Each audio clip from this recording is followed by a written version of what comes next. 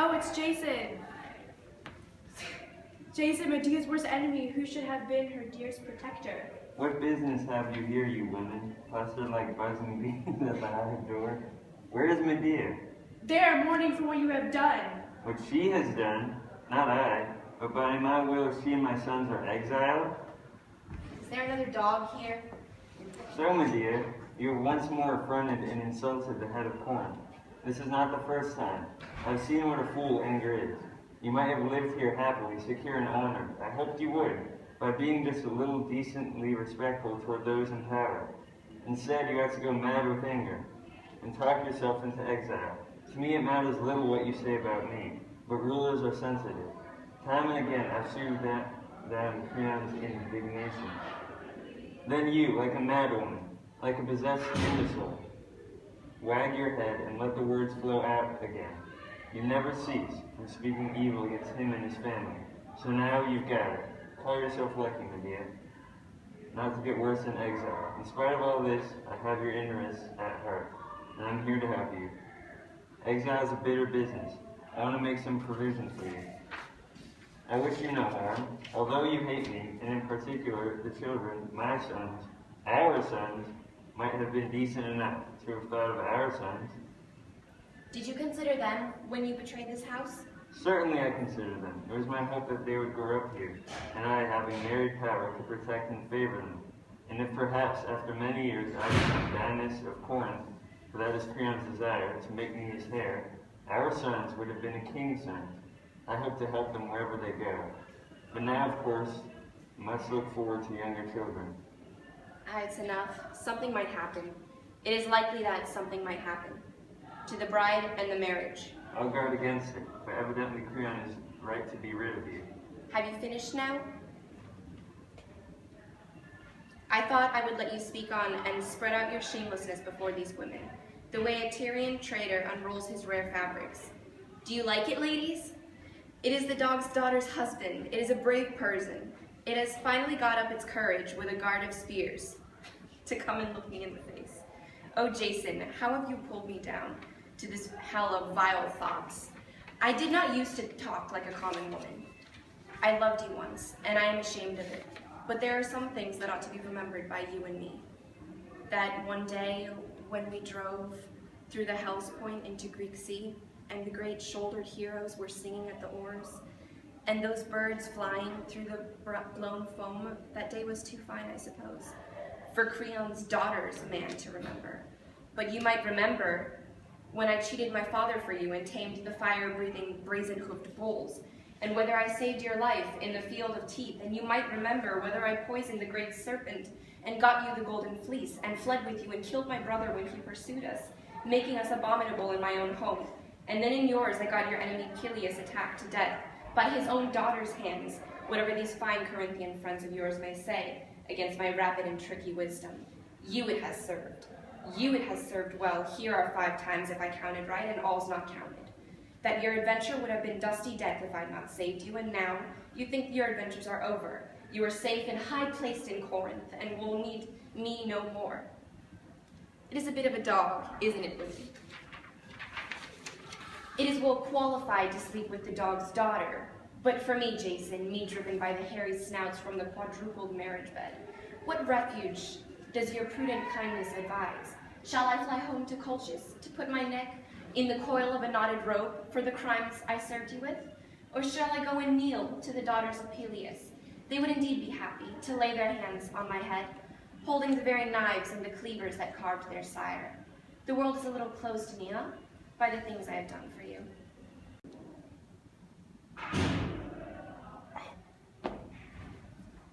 I'll go to the palace and seek Aegeus. There is no other hope. I see, Medea, you have been a very careful merchant of benefits. You forget none. You keep a strict reckoning. But some little things that I, on my side, have done for you ought to be in the books too. As, for example, that I carried you out of the dirt and superstition of Asiatic Colchis into the rational sunlight of Greece, and the marble music of the Greek temples. Is that no benefit? And I have brought you to meet the first minds of our time, and to speak as an equal with the great heroes and the rulers of cities? Does that have no benefit? And now, this grievous thing that you hate me for, that I've married Creon's young daughter, little Carissa, do you think I did it like a boy or a woman? Out of blind passion? I did to achieve power here, and I have used that power to protect you and our sons. But your jealous madness has muddled everything. And finally, as to those acts of service you so loudly boast, whom do I thank for them? I thank divine Venus, the goddess who makes girls fall in love. You did them because you had to do them. Venus compelled you. I enjoyed her favor. A man dares things, you know. He makes his adventure. In the cold eye of death, and if the gods care for him, they appoint an instrument to save him. If not, he dies. You were that instrument. Here it is, the lowest. The obscene dregs, the slime and the loathing, the muddy bottom of a mouthed cup when a scoundrel begins to invoke the gods. You had better go, Jason. Vulgarity is a contagious disease. And in a moment, what could I do but spit at you like a peasant or curse you like a drunken slave? You had better take yourself back to little Crisa. I came to help you and save you if possible. Your help is not wanted. Go. Go. If I could see my boys, Go quickly. yours the regret. This is it. I do not surely know it, loathing is all. This flesh he has touched and fouled. These hands that wrought for him. These knees that ran his errands. This body that took his, what they call, love and made children of it. If I could peel off the flesh, the children, the memory.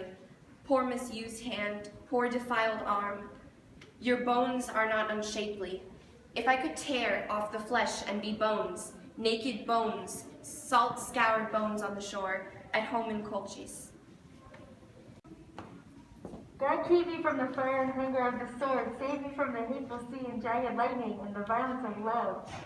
A little love is a joy in the house. A little fire is a jewel against forest and darkness. A great love is a fire that burns in beams of the root.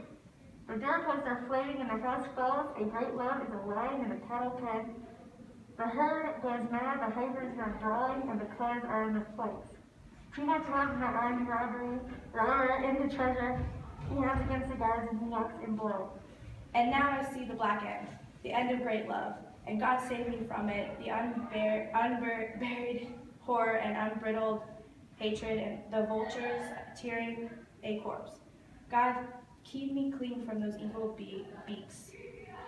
What is she doing, that woman, staring like stone? Staring? Oh, she has moved now. Annihilation. The word is pure music. Annihilation.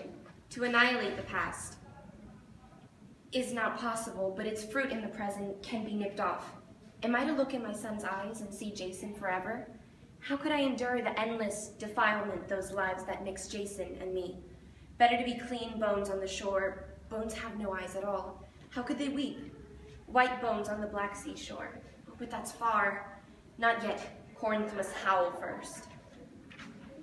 The holy fountains flow up from earth. The smoke of sacrifice follows up from the earth. The eagle and the wild swan fly up from the earth. Righteousness also has flown up from the earth and feet of God. It's not here, but up here. Peace and pity are departed. Hatred is here. Hatred is heavy, it clings on earth. Love blows away, hatred remains. Women hate war, but men will wage it again. Women will hate their husbands and sons their fathers, but women will never hate their own children. But as for me, I will do good to my husband. I will love my son and daughters and adore the gods. If I should go into the house with a sharp knife to the man and his bride, or if I could fire the room they sleep in and hear them wake in the white of the fire and cry to each other and howl like dogs and howl and die. But I might fail. I might be cut down first. The knife might turn in my hand, or the fire might not burn, and my enemies could laugh at me. No, I have subtler means, and more deadly cruel. I have my dark art that fools call witchcraft. Not for nothing I've worshipped the wild grey goddess that walks in the dark, the wise one, the terrible one, the sweet huntress, flower of the night Hecate, in my house at the hearth.